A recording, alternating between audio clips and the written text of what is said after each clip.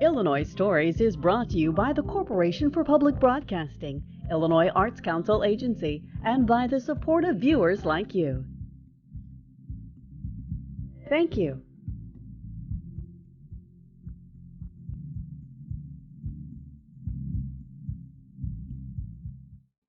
Hello, welcome to Illinois Stories. I'm Mark McDonald in Springfield on the west side of town on a quiet tree-lined street.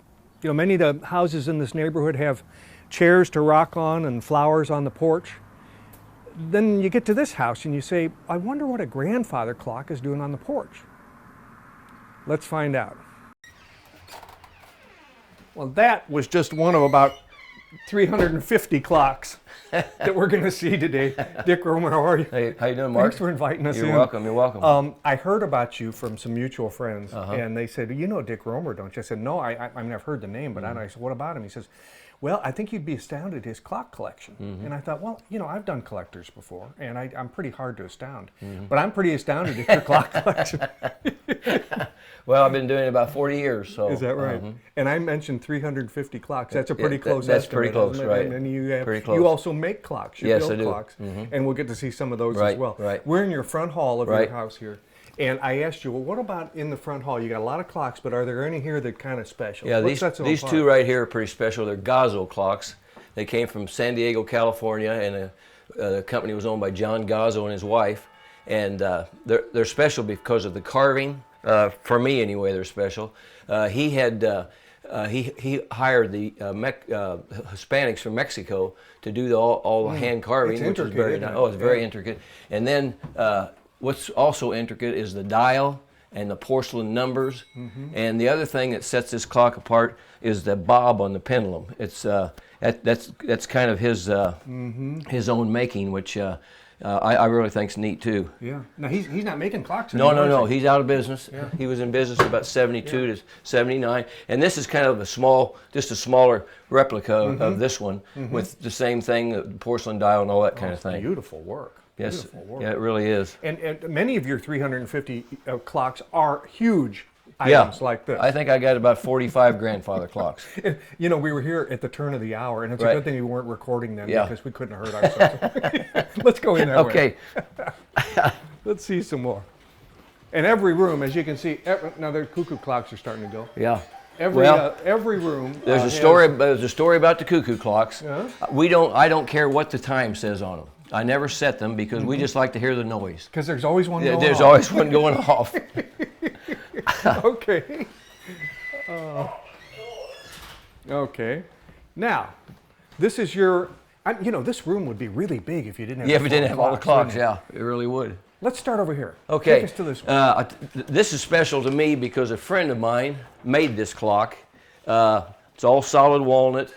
And what is special about it, I take a magazine called The Mart in the National Association of Clock Collectors. And anyway, Fontaine's Auction House in Massachusetts sold this very clock, except it was a real one, for $254,000. Oh my goodness. So this isn't worth that much. This is a replica, right? Yeah. And you know the guy that made this? I know the guy that made that, Wow. and he's just, we were both woodworkers, so that's how we kind of got to know each other. That's a piece of work. Yeah. And you're going to point out to us the clocks that you made too, right? Yes. Okay. Well, let's work our way down. Okay. These two right here are, they were made in 1842, and they're called, the pictures, they're called tablets, and these are double tablets with a dial, and I'll just only show you this on one clock, but if you open this, you can see the directions, and it tells all about the clock, the company that made it, and that kind of makes it more valuable. I'll bet for a collector they'd want to have that, wouldn't they? They want that on there. Yeah, right? Do you know what country that comes from? That was made in Bristol, Connecticut. Oh, Connecticut. Yeah. Okay. Yeah. These two are pretty special to me as well. These were made in 1720, and made in the States? No, these are English hall clocks. They're made in England. Yeah, and this is, I just want to show you this one. This top comes off, but that's all hand painted, and But 1720, that baby's been around a while. Everything that you have up here, now you have a shop full of clocks, but Yeah. everything you have here is operating, right? Yes, pretty much. And they keep pretty good time? Pretty good time, not bad, right. This is a wonderful clock here. I want you to hear the tone on it. Beautiful. Look at that This is gold. this is an Elliott of London, also a European clock.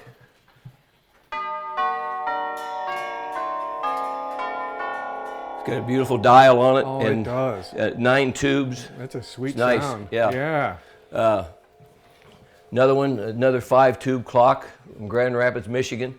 And then these 2 clocks are actually all 3 of them are pretty special, but the one on the wall, that was made in 1860. The one on the left? Yes, Okay. 1865. And then the other one was made in 1780. And what are those products of where? The U.S.? All these are English hall clocks. English hall clocks. Yeah. Now this is a contemporary clock made. This was made in the Black Forest, Germany, and it's got a beautiful dial, bob. You probably can't see that and pick it up, but it's got all etching in it and so forth. So now that's not, I would call that a pendant, but in clock Well, guys, they know that's a bob, huh? Yes. Okay, all right. Bob, that makes up the pendulum. Okay. The rod and the bob. That's a Howard Miller, which has got a beautiful sound to it as well, and that's at 9 tube. That's a good name. Howard, Yeah. I mean, people have heard that. Yeah. That's an American American company, clock, isn't right. it? Yeah. Yeah. Okay. And these things are massive. How do you move them around? I do it on a cart, just a 2-wheel cart. Yeah, but I mean, do you have a truck? Well, I had a truck, but I had a van that I moved most of them in. Yeah, and I can get them in there. Yeah, yeah. And then I've been to Iowa, Marshalltown, Iowa is where I purchased a lot of them at an auction. They have an auction twice a year, and they'll have as many as 2,000 clocks for sale in 2 days. But now, are you still buying? No. I mean, you have nowhere to put them. Well, right? if it's a good deal, I might buy it. My wife doesn't want me to, but I probably would anyway. Oh man! Yeah. You know, you're kind of like these. I know tractor collectors. You know, that Yeah. can't. They've got 20 acres loaded with tractors, and they can't resist going and buying another. It's a sickness. It really is. Yeah. But there's a couple really nice clocks back there too. I made 3 of those. Can we take a look Sure, at those? If sure. you made them, you Yeah. bet. Now I made this. This is kind of like a jeweler's regulator, is what they call it. Okay. It's just ringing now, isn't it? Yeah, it's every 15 minutes. Yeah. And then this is a beautiful clock here. This also came from the gentleman that I told you made the regulator out in there, the clock out in the other room. Yeah. This weighs about 20 pounds. Just the bob. Bob, with the bob and the pendulum. Yeah. But the thing that makes this clock really neat is the movement was handmade. It's all brass gears. The thing was made by a person by the name of Bill Williams out in Tucson, Arizona, and it was able to get that. Yeah.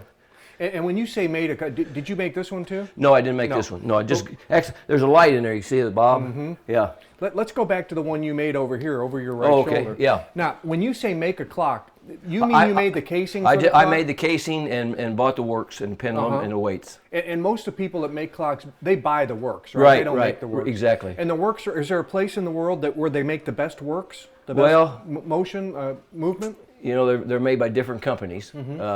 Kenninger makes one. There's a lot of different companies that make them. I deal with a guy in Iowa. It's called Butterworth Clock Company, and he has any kind of movement you want, and he's very reasonable. So that's usually where I get mine. Yeah.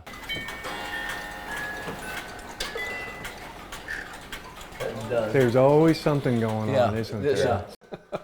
At 1 o'clock, he only has one in him. Yeah, he got one. Let's just go to 2 o'clock. He'll have 2 anymore. That's cute. And of course, any time of the day, there's always something going on. Always some kind of cuckoo going on. There's 3 dancers on this, on those 3 clocks. That's there. really cute. That is really cute. Okay, we've been in the front hall, and then you've got another room full of clocks. My God. Yep, these are pretty special. This I've just had this clock about 6-7 months, something like that. Oh. But that's about 1810 is when this clock was made. And Lord Nelson. So that's an English wall clock. Yes, too. that's an English wall clock too. Yeah, very nice. I really like that clock. This is a Gustav Becker, And this clock's about 125, 30 years old. Very nice. Keeps pretty good time. It's not too bad. Is that a German clock? That's a German clock, right? Yeah. And then this clock right here is it's called an Ephraim Downs, and the weights come down the sides here, and it's got really nice markings on the inside. And all of the works are wooden. They're all wood gears, Really? all wood gears and everything. Yeah. And look at that bob. That's kind of intricate too. Yeah, this and the bob and the escape were the only pieces of metal in that. I'll be darned. And then Wooden works, huh? this clock right here, I'm pretty proud of this because I made the case for this clock, and of course it tells the time and the day of the week, and it's got the day. I'm sorry, the month. I mean, the days of the month. And then the Saturday through Saturday, Yeah. and then the month. So that's pretty neat. Was that kind of common for a time to have a calendar clock like that? Yeah. So that is, are the works old in your cabinet? Well, I'll tell you what, I made the cabinet and I had to buy the works, so they're not antique works. No. Oh, okay, Yeah. all right, but they just look antique. They look antique. And Beautiful then work. This is I'm pretty proud of this. I made this clock, did hand carving on it, it's I don't have it working now because I need to clean it, the movement. Yeah. This is a jeweler's regulator, which is special to me. Now, what does that mean, a jeweler's Well, regulator? just the style of it. Oh, Style. okay. This hung in a bank in Decatur, and the gentleman I bought it from, when he passed away at his estate, I bought it because he was a friend of mine, and I was able to get it. But these are all vials of mercury for the weight. That's what gives the energy to the clock to make it run. Seth Thomas. That's Seth an Thomas. American clock. Yes, isn't it is. And that's a good Good brand. Yeah. Right. Wow. Okay, now we're going to go out in the sunroom where you've got some really big time. I mean, big clocks. Yeah. I said big clocks, and I mean big. You could you could just barely squeeze the lid here. Well, this is a 10-foot ceiling. Yeah. Those are about 9 feet 7 inches tall. The other thing about them is difficult. They weigh 500 pounds apiece, and of course that's with the weights out and stuff like that. Yeah. It took 4 of us to move it in here, but this is another one of the Gazzo clocks, and as I told you in the other room, they're marked by the etching on the dial, and that's also porcelain as well. Yeah. And then look at the woodwork. Look at the woodwork. yeah, the woodwork. I think I mentioned out there that the Hispanics do that for him. Yeah. And this is a walnut clock. And this is an alder clock here. That's the alder wood, which is a lighter wood, but it's very hard wood. And also, that's about the same size. Oh, so they're we're exactly the looking same. at 500 pound clock. Yeah, they're exactly the same. Same carving, same everything. Yeah. And then this clock I got from a gentleman, and that was purchased at the World's Fair in Chicago in 1933. And that's pretty special too, because for me anyway, it's got huge tubes in there. They're really nice. It makes a beautiful sound. And the tubes that's what resonates on the hour, right? Right. Bong, Yeah. bong, bong. Yeah. Okay. Yeah. Yes. I'll just show you real quick.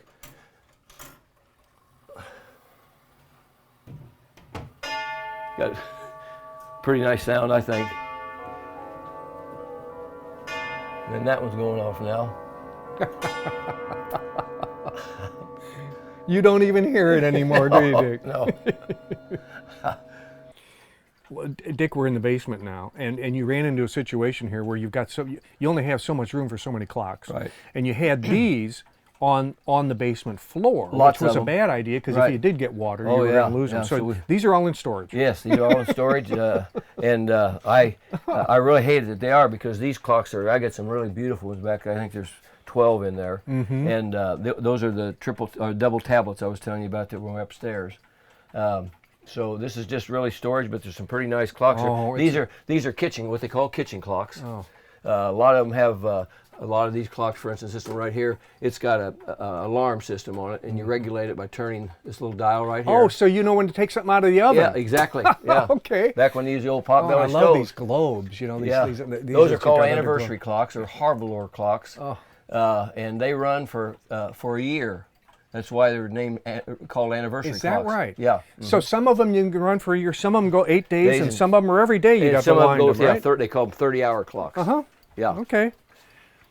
Well, let's go back here first. Oh, that's all right. You're fine. Are we good? We didn't knock anything over? Oh, no, okay. we're fine. All right. This is kind of a unique clock here. You don't see many clocks that open this way here, and it was running. When I moved it, got it out of beat probably a little bit, but it's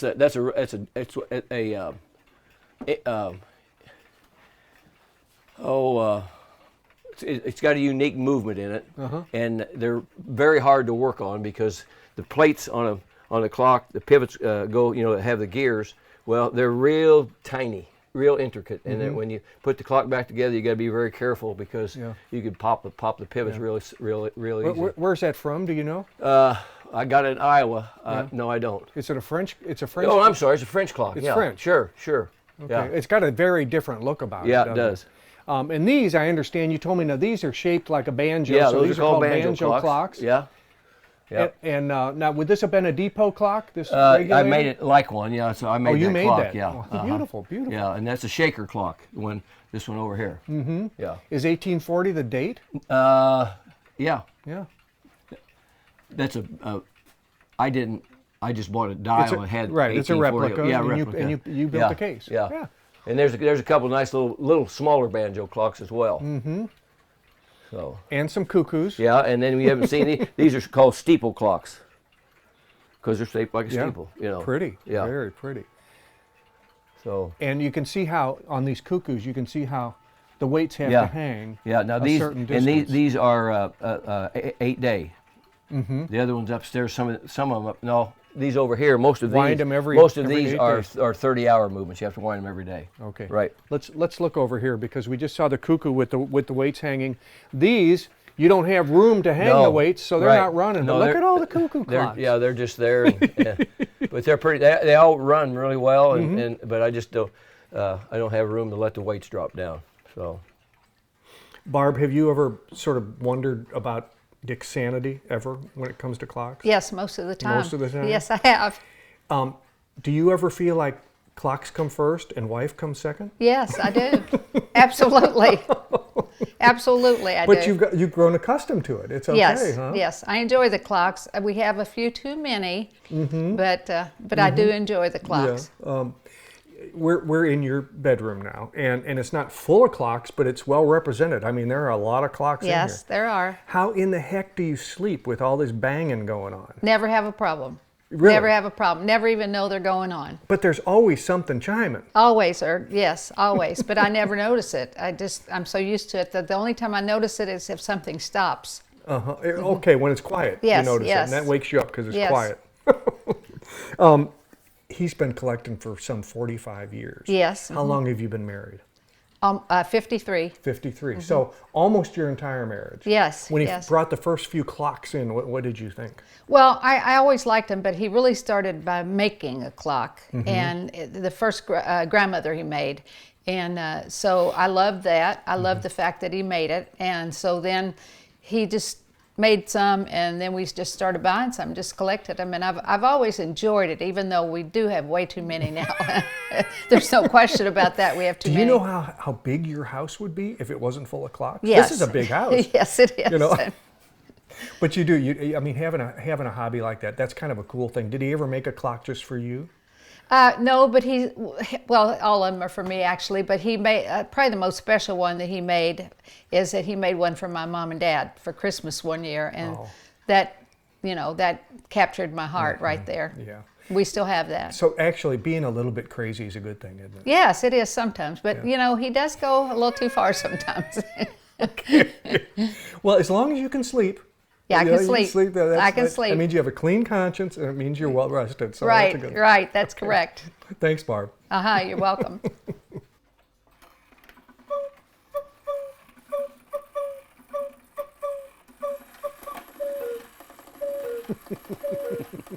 A whippoorwill cuckoo. A whippoorwill. Oh, okay. It's actually a quail bird, but I call it a whippoorwill. Yeah, that is a huge. That's a huge. Yeah. Oh, and wow, it's beautiful. For a cuckoo clock, it's got a huge movement in it. Yeah. And it's a really, really old movement because this is called a count wheel. Right here's the count wheel, and that's what determines. Like watch.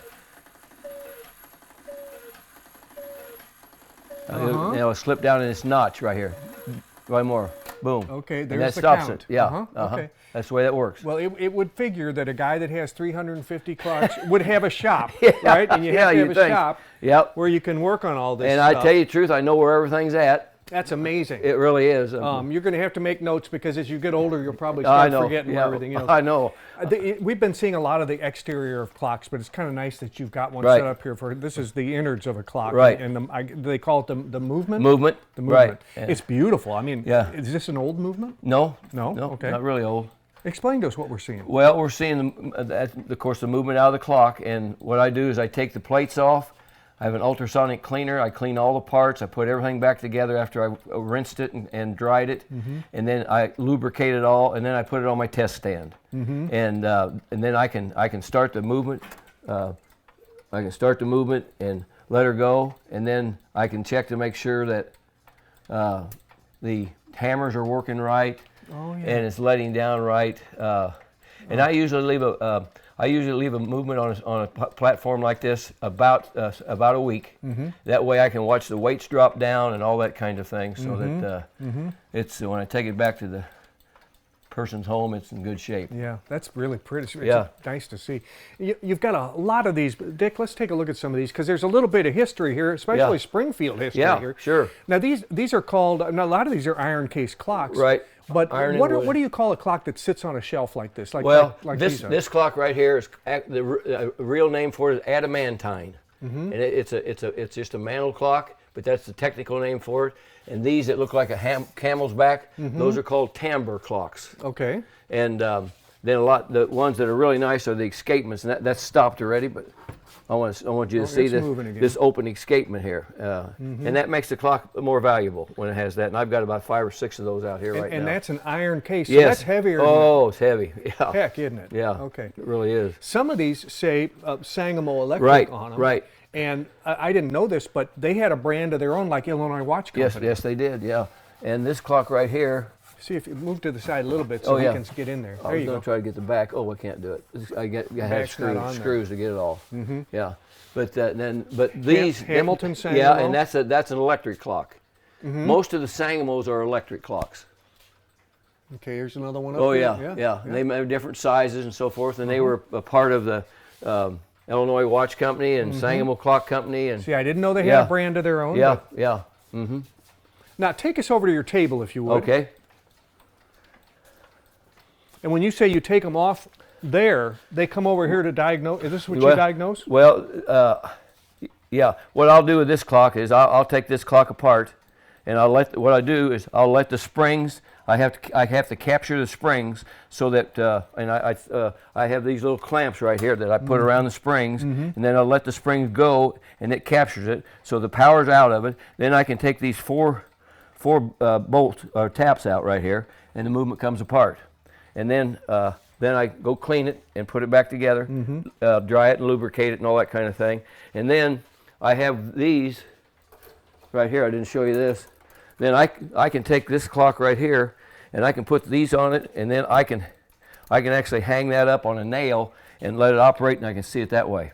So that's how I do these kind of movements. And if it needs a bushing, I got a bushing machine here. I can tell the size of the pivot that's by measuring it. Then I've got bushings right here that I get the right size. And then I can put the plate here.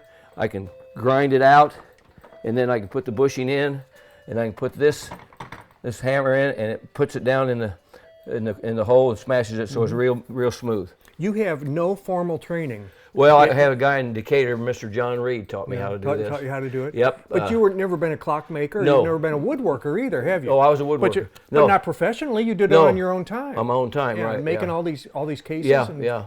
Over the years, that's what I've done. It's pretty remarkable. I had a tremendous industrial arts teacher. Tremendous. So that's where I got it. Yeah, in high school. High school. Yeah, he was wonderful. Yeah. And I was really proud that he was able to come over and see some of my work before he died. So he was proud of me. Yeah, I'm sure he was. I enjoyed it. Yeah. I want to thank you for this tour. I mean, You're we welcome. really enjoyed seeing your. I'm glad you enjoyed 350 it. clocks. Glad you enjoyed it. Yeah. And I don't know if there's room for more clocks or not, but I kind of have a sneaking feeling that the count isn't going to stop at 350. With another Illinois story in Springfield, I'm Mark McDonald. Thanks for watching.